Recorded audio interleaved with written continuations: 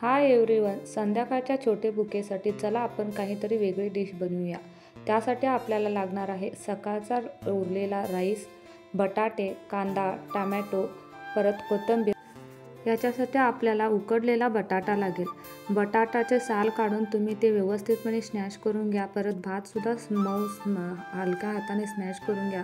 त्याच्यामध्ये टोमॅटो, कांदा, परत बारीक चिरलेली मिरचीसुद्धा तुम्ही घालू शकता व सुके मसाले जे काही तुमच्याकडे असतील ते सगळे ॲड करून घ्या. चवीनुसार त्याच्यामध्ये मीठ टाका. मी याच्यामध्ये ओल्या मिरचीचा प्रयोग नाही करत, मी याच्यामध्ये लाल तिखट घेत आहे. त्याच्यामध्ये महत्त्वाचं म्हणजे तुम्ही बेसनचं पीठ थोडं ॲड करून, मी बेसनचं पीठ विसरले होते. बेसनचं पीठ घातल्यामुळे चव अगदी छान येते. तयार केलेल्या मिक्सचरचे तुम्ही छोटे छोटे गोळे तयार करून ते फ्राय करून आणि मस्त अशा संध्याकाळच्या चहासोबत तुम्ही एन्जॉय करा. व्हिडिओ आवडला असेल तर लाईक करा, चॅनलला सबस्क्राईब